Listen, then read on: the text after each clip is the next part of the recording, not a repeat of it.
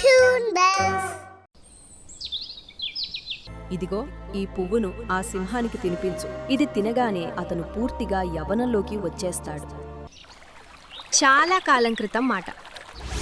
2 జింకలు గడ్డి మేస్తూ తమలో తాము మాట్లాడుకుంటున్నాయి. ఈ షేర్ సింగ్ గురించి నువ్వు విన్నావా? వినడం ఏంటి? అతన్ని మనం ఎప్పటికీ మర్చిపోలేం కదా.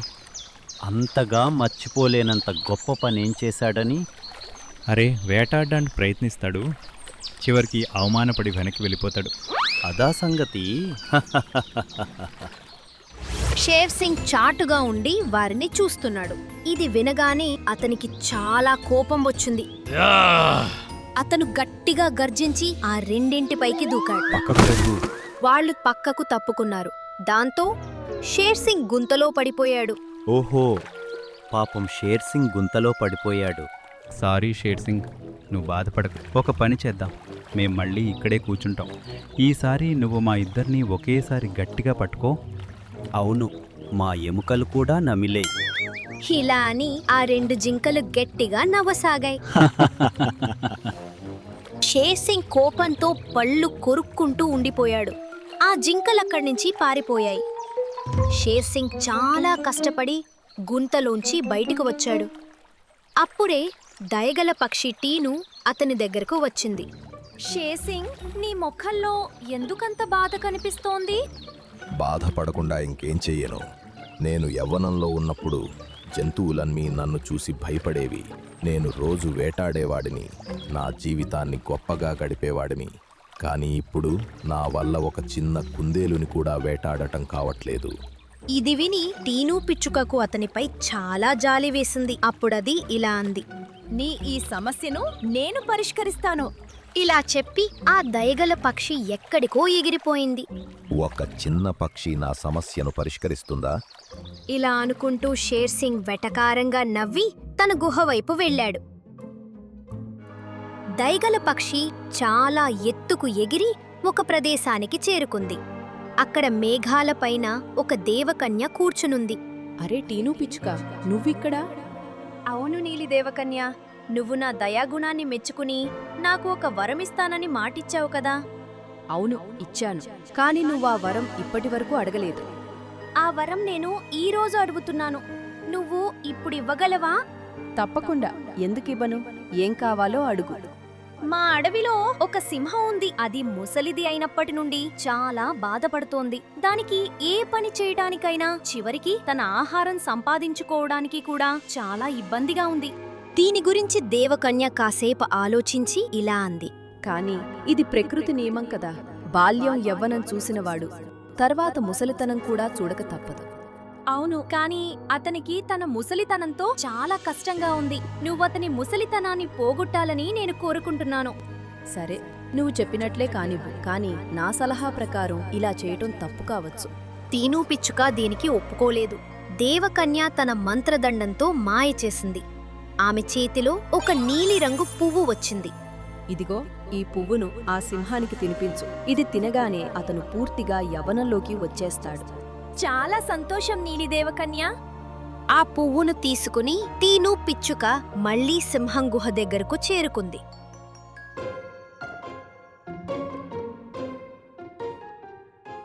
ఇదిగో షేర్ సింగ్, ఈ పువ్వును తిను. ఇది విన్న షేర్ సింగ్ ఆమెను కోపంగా చూస్తూ ఇలా అన్నాడు. నువ్వు కూడా నా ముసలితనాన్ని చూసి ఎగతాళి చేయటానికొచ్చావా? లేదు లేదు, నువ్వు తప్పుగా అర్థం చేసుకుంటున్నావు. నువ్వు ఒక్కసారి ఈ పువ్వును తిని చూడు, నీ యవ్వనం నీకు తిరిగి వస్తుంది. ఇది విని షేర్ సింగ్కు నమ్మకం కలగలేదు. కాని టీను ఎప్పుడూ అబద్ధం చెప్పదని అతనికి తెలుసు. అందుకే అతను ఆ పువ్వును తిన్నాడు.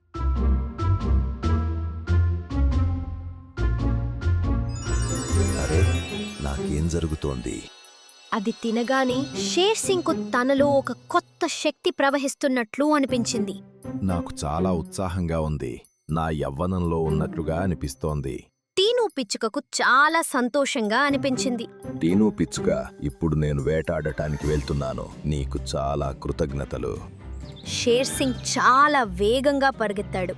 చాలా ఏళ్ల తర్వాత అతను ఈ రోజు అలా పరుగెత్తుతున్నాడు. అదే సమయంలో చంగు మంగు అనే 2 కుందేళ్లు మాట్లాడుకుంటున్నాయి. అరే అరే అదిగో చూడు, షేర్ సింగ్ వస్తున్నాడు. ఈరోజు మీరు తప్పించుకోలేరు. షేర్ సింగ్, మేం భయపడిపోయాం. షేర్ సింగ్ దగ్గరకు రాగానే అవి రెండూ పక్కకు తప్పుకున్నాయి. కాని షేర్ సింగ్ కూడా వెంటనే తన దిశను మార్చుకుని చంగు కుందేలును పట్టుకున్నాడు. షేర్ సింగ్ చంగు కుందేలును తినడం ప్రారంభించాడు. మంగు కుందేలు భయంతో ఆ దారుణమైన దృశ్యాన్ని చూడసాగింది. ఇప్పుడు షేర్ సింగ్ తిరిగి వచ్చేశాడు. షేర్ సింగ్ ఇప్పుడు అడవి అంతా భీభత్సం సృష్టించాడు. అతను కనిపించిన ప్రతి జంతువును వేటాడటం మొదలుపెట్టాడు. దాంతో అడవిలో జంతువులు తగ్గిపోసాగాయి. ఆ సమయంలో అడవికి రాజు షేర్ ఖాన్. అన్ని జంతువులు అతని దగ్గరకు వెళ్ళాయి. షేర్ సింగ్ యవ్వనంగా మారాడా? అసలిది ఎలా సాధ్యం? అతని వయస్సు 14 ఏళ్లు కదా. ఇదంతా ఎలా జరిగిందో మాకు కూడా తెలియదు, కానీ అతను పూర్తిగా యవ్వనంగా మారిపోయాడు. నాకు ఏమీ అర్థం కావడం లేదు. అప్పుడే షేర్ సింగ్ అక్కడికి వచ్చాడు. చెప్పు షేర్ ఖాన్, నా వెనుక ఏం కుట్రలు జరుగుతున్నాయి? షేర్ సింగ్, ప్రస్తుతం ఈ అడవికి రాజును నేను. నన్ను గౌరవించడం నీ బాధ్యత. అసలు నువ్వు ఎందుకు అడవి జంతువులను అకారణంగా చంపుతున్నావు? అకారణంగా చంపటం లేదు. నేను ముసలివాడిగా బలహీనంగా ఉన్నప్పుడు వీళ్ళందరూ నన్ను చూసి చాలా ఎగతాళి చేశారు. అందుకే ఇప్పుడు యవ్వనం వచ్చాక నేను వీళ్ళందరిపై పగ తీర్చుకుంటున్నాను. కుదరదు. నేను నిన్ను ఇలా చేయనివ్వను. అయితే సరే, నువ్వు కూడా నాతో తలపడు. ఎవరు గెలిస్తే ఈ అడవి వారిదే. ఇది విని జంతువులన్నీ ఆశ్చర్యంగా షేర్ ఖాన్ వైపు చూడసాగాయి. సరే, ఈరోజు సాయంత్రం నేను నీతో యుద్ధం చేస్తాను. ప్రియమైన జంతువులారా, నా రాజ్యం మళ్ళీ రావడాన్ని మీరు మీ కళ్ళతో చూస్తారు. మీరే చూస్తారు. ఇలా చెప్పి షేర్ సింగ్ అక్కడ్నుంచి పారిపోయాడు. టీను పిచ్చుకకు ఇప్పుడు తన తప్పు తెలిసి బాధగా ఉంది. కాని ఆ విషయాన్ని ఎవరికీ చెప్పే ధైర్యం చేయలేకపోయింది.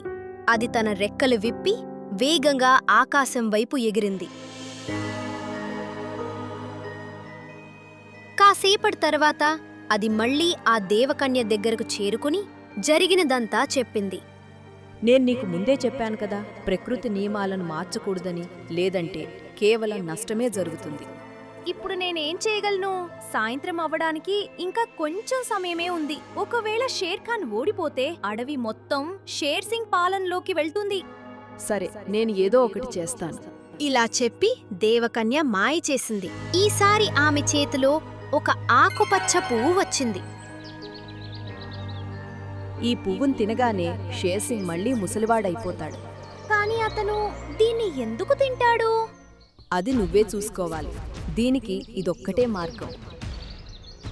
ఇటువైపు షేర్ సింగ్ మరియు షేర్ ఖాన్ ఎదురెదురుగా నిలబడ్డారు. జంతువులన్నీ వారి యుద్ధాన్ని చూడటానికి సిద్ధంగా ఉన్నాయి. రా షేర్ ఖాన్, జంతువులన్నీ మీ చివరి యుద్ధాన్ని చూడటానికి ఆతృతగా ఉన్నాయి. నాది కాదు, ఇది నీ చివరి యుద్ధం కాబోతోంది. అప్పుడే టీను పిచ్చుక అక్కడికి వచ్చింది. షేర్ సింగ్, నువ్వు షేర్ ఖాన్ ను ఓడించాలనంటే నా దగ్గర ఇంకో పువ్వు ఉంది. ఇంకో పువ్వా? అవును, ఆ పువ్వును తిని నువ్వు యవ్వనంగా మారినట్టే. ఈ పువ్వు తింటే నీ శక్తి మరింత పెరుగుతుంది. టీను పిచ్చుక అంటే షేర్ సింగ్ ను యవ్వనంగా మార్చింది నువ్వేనా? ఇది విని జంతువులన్నీ ఆశ్చర్యంగా టీను పిచ్చుక వైపు చూశాయి. ఇవ్వు టీనో, ఇవ్వు. టీను పిచ్చుక ఆ పువ్వును షేర్ సింగ్ నోట్లో పెట్టింది. అతను దాన్ని బాగా నమిలి మింగేశాడు. ఇప్పుడు నాకంటే బలవంతుడు ఎవరూ ఉండరు. ఇలా అంటూ అతను షేర్ ఖాన్ వైపు పరుగెత్తాడు. అతను రావడం చూసి జంతువులన్నీ భయపడ్డాయి. కాని షేర్ ఖాన్ దగ్గరకు చేరకముందే అతనికి ఆయాసం వచ్చి రొప్పుతూ ఆగిపోయాడు. అరే, నాకేం జరిగింది? షేర్ సింగ్, నీకు సహాయం చేద్దామని నిన్ను యవ్వనంగా మార్చాను. కానీ నీ దుర్మార్గాల వల్ల ఇప్పుడు నేను నీకు ఎలాంటి పువ్వు తినిపించానంటే దానివల్ల నువ్వు మళ్ళీ మునుపటిలా ముసలివాడివి అయిపోయావు. ఇది విని జంతువులన్నీ సంతోషించాయి. అరే వావ్, టీను పిచ్చుక. ఇప్పుడు చెప్పు షేర్ సింగ్, ఇంకా యుద్ధం చేస్తావా? ఇది విన్న షేర్ సింగ్ వెనక్కి తిరిగి చూడకుండా అక్కడి నుంచి పారిపోయాడు. నన్ను మీరందరూ క్షమించండి. నా వల్ల ఎంతో మంది జంతువుల ప్రాణాలు పోయాయి. పర్వాలేదు టీను, మేమంతా నిన్ను క్షమిస్తున్నాం మరియు నీకు కృతజ్ఞతలు కూడా తెలియజేస్తున్నాం.